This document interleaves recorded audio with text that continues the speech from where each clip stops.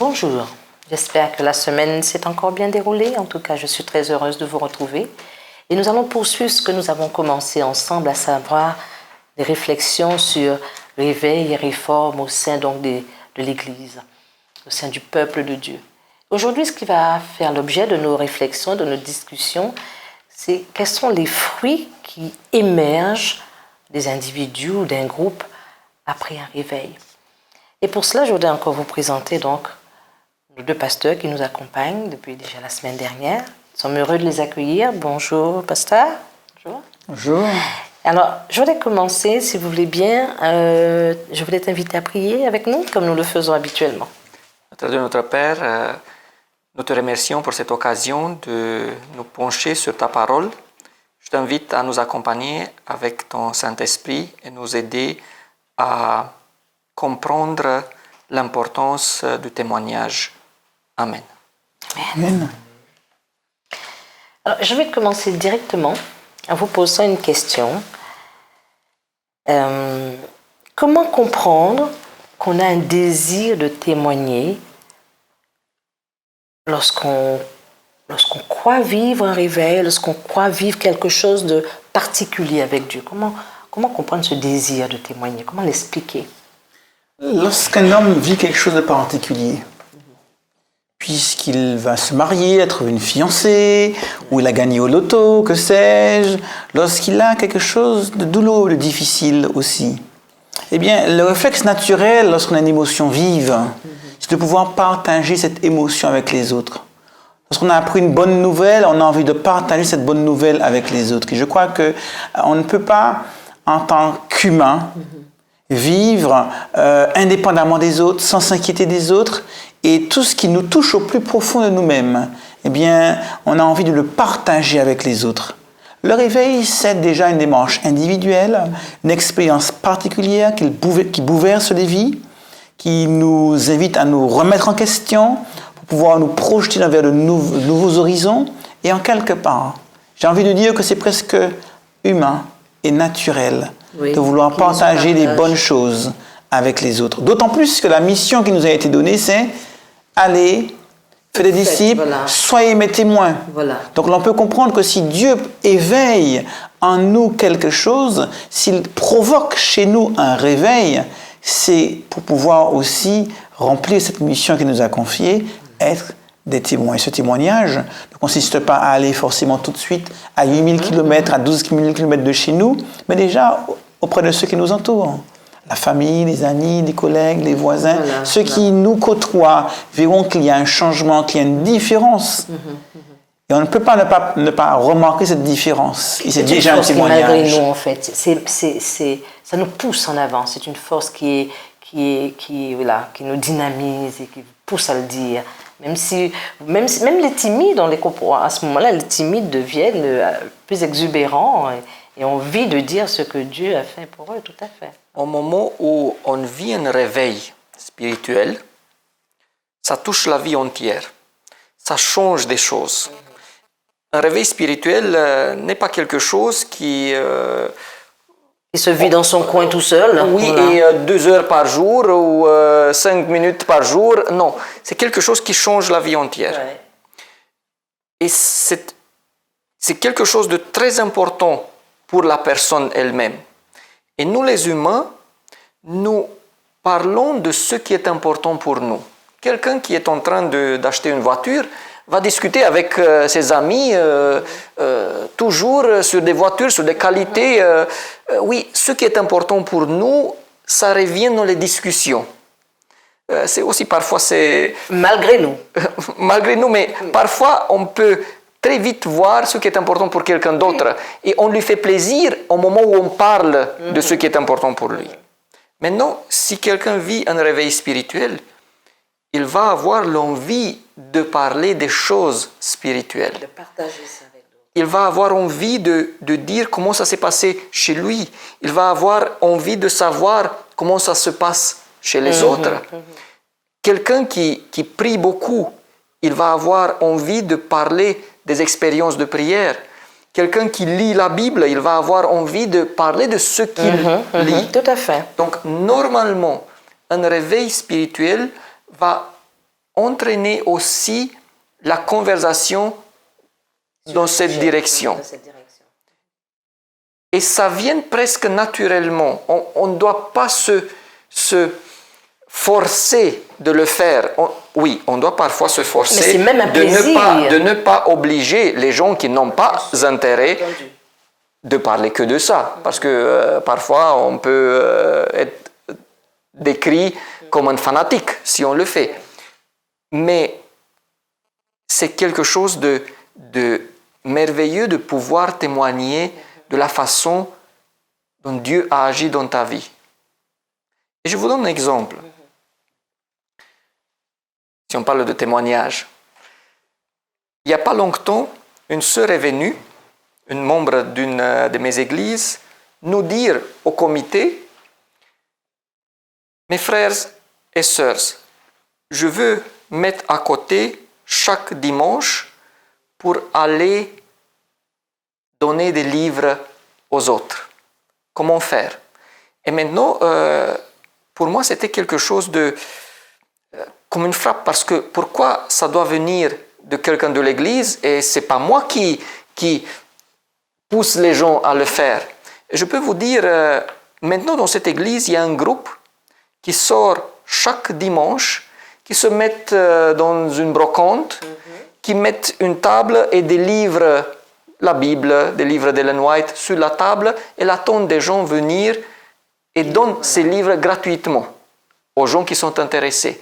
Et une fois, j'ai eu aussi l'occasion d'être avec eux. C'était extraordinaire de voir comment les gens viennent et sont intéressés et les discussions qu'on a avec les gens. Et puis, ça vient très naturellement de vouloir raconter ça, comme aujourd'hui. Je ne dois pas me forcer de le faire. Donc, au moment où on a des expériences, ça vient facilement de vouloir partager ça. Est-ce qu'on pourrait dire que cette personne a vécu un réveil individuel et qui après a su fédérer des forces autour d'elle? C'est tout à fait ça en fait. Hein? Je crois que oui. Si quelqu'un est réveillé, les autres vont le voir. Voilà. Et ça va susciter des interrogations et des décisions. Mais il y a aussi, on doit être conscient, le réveil va susciter aussi de l'opposition, merci. Il va y avoir des gens qui vont être attirés par ça, mais il va y avoir aussi de l'opposition. Tout à fait. Est-ce qu'on peut dire que, compte tenu de l'expérience qu'il vient de raconter, on a vu comment une personne a su mobiliser d'autres autour d'elle, est-ce qu'on peut dire que le réveil peut se vivre à deux niveaux? Individuel d'abord, comme nous l'avions dit déjà, individuel, et aussi collectif. Et est-ce que le cheminement du groupe, c'est comme le cheminement donc, de l'individu? C'est vrai que le groupe a sa propre vie. Oui. Un groupe, ça naît, ça grandit, ça mûrit, ça meurt aussi. Tout à fait. Et je crois que l'expérience de groupe, c'est l'expérience humaine. Parce que l'homme est un être social. Et nous partageons avec ceux qui nous entourent. Comme Dieu d'ailleurs. Tout à fait. Avec ceux qui nous entourent, eh bien, nos convictions, nos forces, nos joies, nos désirs, nos espérances, nos projets, nos objectifs. Et le réveil, comme cela a été signalé, étant quelque chose qui englobe toute mon existence, eh bien, il n'est pas étonnant que d'autres autour de moi puissent aussi, à cause ou grâce à ce que je vis, avoir envie de vivre la même chose.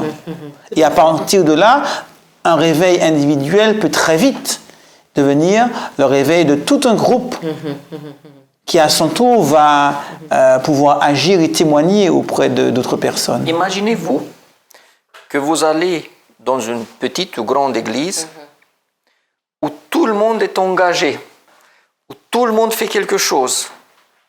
Soit vous vous retirez parce que, oui, ça c'est trop, soit probablement on va être aussi échauffé, on va être aussi réveillé. Donc, au moment où un groupe entier vit un réveil, ça sera plus facile pour les autres de s'y attacher. Mais cela est un grand défi. Oui. parce qu'il est nécessaire de développer cette unité d'esprit. Nous avons un exemple dans la Bible, dans Actes au chapitre 2, Voilà, justement. où les disciples étaient là rassemblés dans la chambre haute, dans la prière. Voilà, un petit groupe. Et où ensemble, ils ont vécu une expérience extraordinaire, où l'Esprit s'est manifesté, et où ils ont commencé à prêcher, à témoigner, et ça a été le début d'une grande aventure chrétienne que nous vivons encore aujourd'hui. Parti de quelques dizaines, nous sommes des centaines de millions aujourd'hui, parce qu'il y a eu au départ ce petit groupe qui s'est réuni et qui dans l'unité a voulu vivre le réveil. Maintenant, ceci étant dit, le réveil n'exclut pas des difficultés.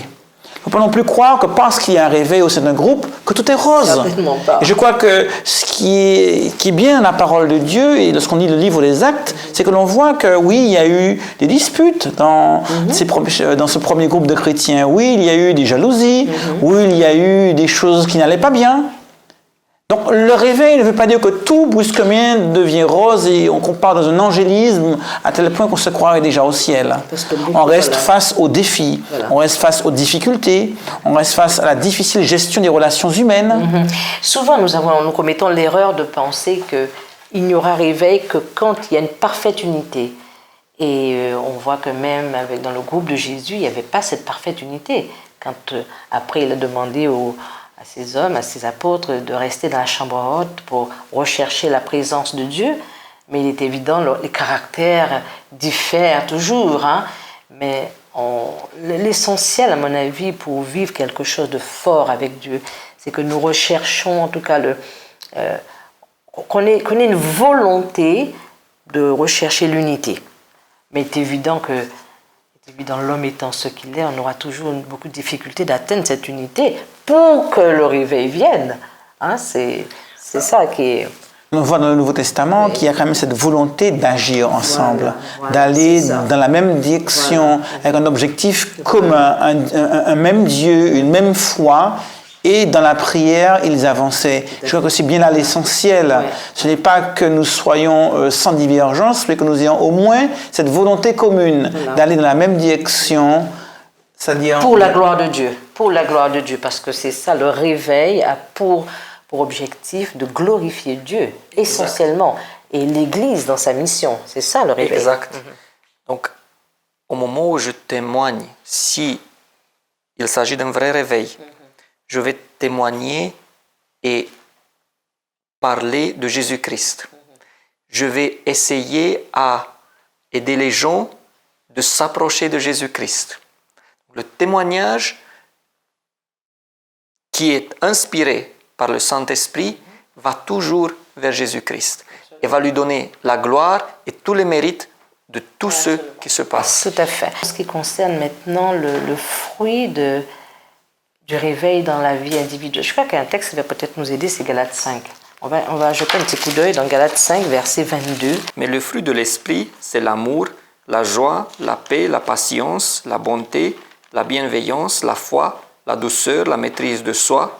La loi n'est pas contre ces choses. Oui, alors la question que je vais te poser et que nous venons en relation avec Galates 5, 22, que nous avons, est-ce que ce sont ces fruits-là, ce sont ces mêmes fruits qui sont décuplés lors d'un réveil ou alors...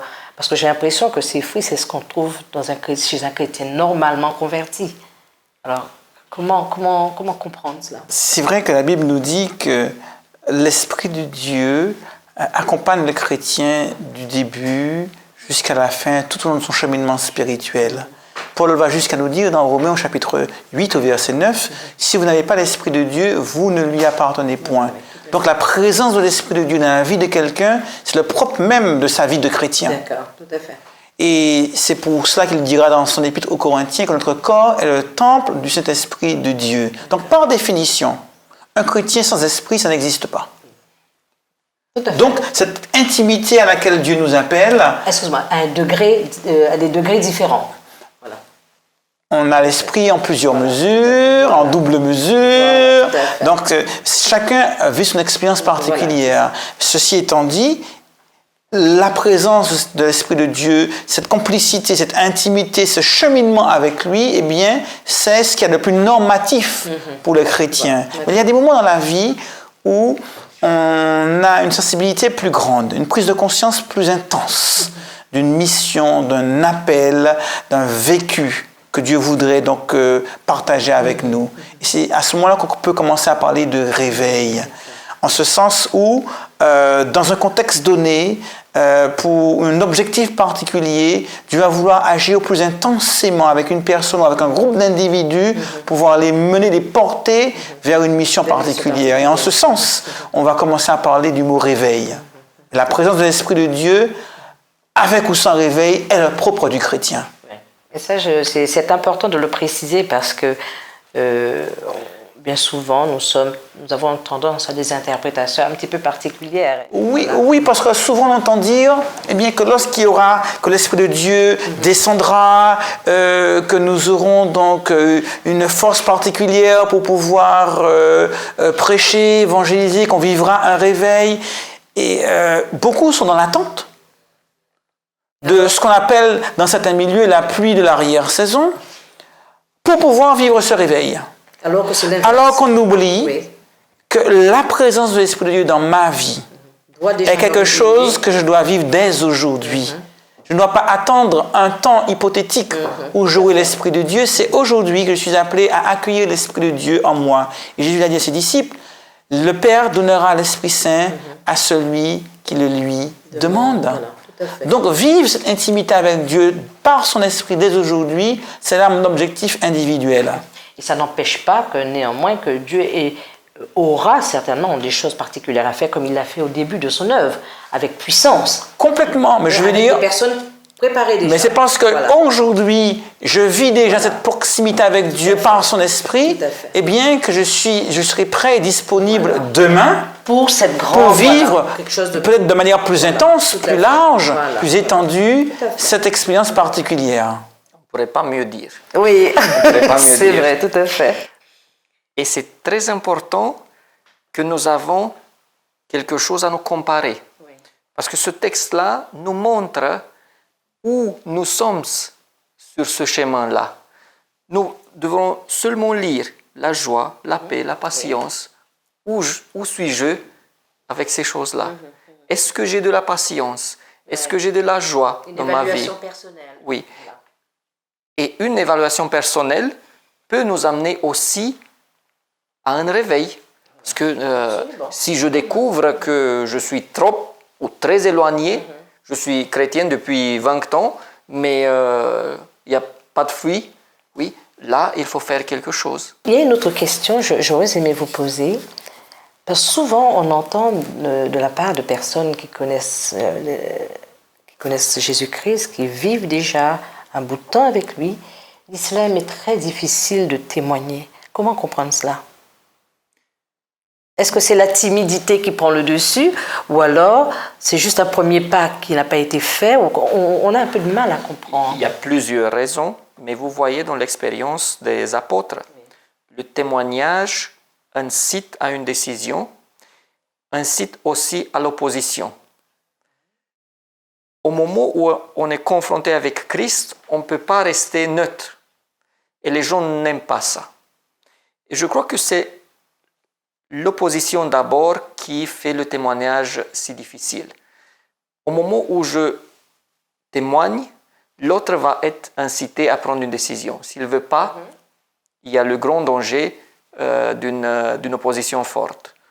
Puis il y a aussi la timidité d'aller vers les autres si on n'a pas demandé ça. Mais le témoignage n'a pas été jamais facile.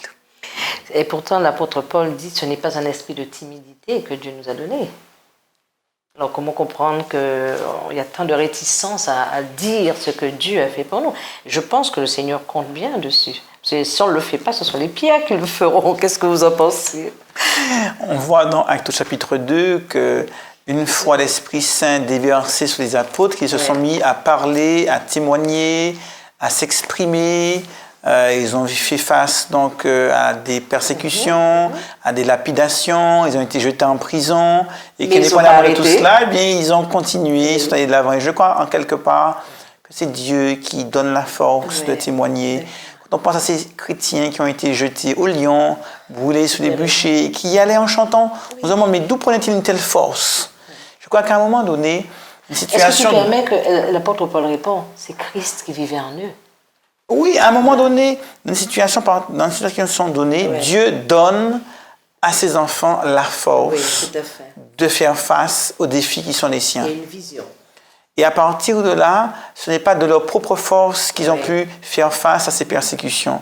De même, nous aussi, confrontés aux difficultés du témoignage vis-à-vis de ceux qui nous entourent ou des oppositions auxquelles nous serons confrontés, je crois que c'est Dieu qui agira en son temps, qui donnera les moyens et les forces liées aux défis qui seront les nôtres. En tout cas, je te remercie. Et peut-être pour terminer, il y a quand même quelque chose. J'ai envie de revenir sur ce chapitre 2 d'Actes.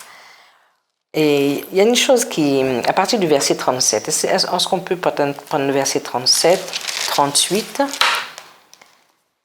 41 et 42. Donc, tu as posé tout à l'heure le contexte. Et le verset 37 nous dit, « Après avoir entendu ce discours, ils eurent le cœur vivement touché et ils dirent à Pierre et aux autres apôtres, « Hommes, frères, que ferons-nous » Alors Pierre leur dit, « Repentez-vous et que chacun de vous soit baptisé au nom de Jésus-Christ. Pour le pardon de vos péchés, vous recevrez donc le don du Saint-Esprit. » Et si on descend au verset 41, le texte dit, « Ceux qui acceptèrent la parole furent baptisés. Et en ce jour-là, le nombre des disciples augmenta d'environ 3000. Ils persévéraient dans l'enseignement des apôtres, dans la communion fraternelle, dans la fraction des pains et des prières. » Alors, pourquoi j'ai envie de m'arrêter sur surtout le verset 41, où on voit, ils mettent en place une dynamique, prédication devant une grande foule, et il y a des résultats. Alors, je me dis que le réveil, ce n'est pas uniquement moi qui m'agite dans mon coin, c'est une combinaison, c'est un partenariat avec le Saint-Esprit qui soutient mes efforts et qui me donne des résultats, qui me montre les résultats pour la gloire de Dieu. Et c'est un petit peu ce qu'on voit ici, parce qu'on pourrait dire, ah ben moi je suis réveillé, je fais des choses, mais alors on pourrait aussi demander, mais où sont les résultats? Parce qu'il ne s'agit pas, lors d'un réveil, de s'agiter dans tous les sens, de monter toutes sortes de programmes, de plans, de machins, et on n'a jamais des résultats qui consistent à emmener les gens au pied du Christ. Qu'est-ce que vous en pensez par rapport à ça? C'est sans être dans la culture du résultat. Ce n'est pas ce dont il s'agit. Il s'agit d'une action claire, de prédication, et qui a donné des résultats. D'emblée, le texte nous dit, et ce jour-là, le nombre augmenta de 3000. Il y a des gens qui étaient réveillés par Christ. Il y avait de l'autre côté des gens qui étaient préparés pour être réveillés. Il y avait le Saint-Esprit qui agit sur les deux groupes. Je crois qu'il faut toujours ces trois éléments pour un grand réveil. Des gens qui agissent comme des instruments de Dieu, des gens qui sont préparés à se laisser réveiller et l'action continue du Saint-Esprit. Et c'est vrai qu'on ne peut pas simplement décréter un réveil. Je crois que c'est le fruit d'une rencontre, une relation, une expérience, et qui n'est pas sans effet. Donc, si on parle de réveil, c'est parce qu'on peut en mesurer les conséquences, déjà dans sa propre vie personnelle, dans son cheminement personnel, dans sa relation avec les autres, et puis encore plus largement sur le changement qui sera aussi, qui interviendra dans la vie de ceux qui nous entourent. Et j'aime bien donc peut-être qu'on pourrait donc le prendre comme parole de fin. Le réveil n'est jamais sans effet, que ce soit dans une vie individuelle ou dans la vie communautaire. Alors je souhaite que là où nous sommes, que nous puissions déjà nous laisser réveiller par l'Esprit, dans l'étude de la parole, et que mon réveil puisse influencer l'autre, impacter ici ou là, et que le Seigneur nous utilise comme des instruments. Je vous souhaite une bonne semaine. Au revoir.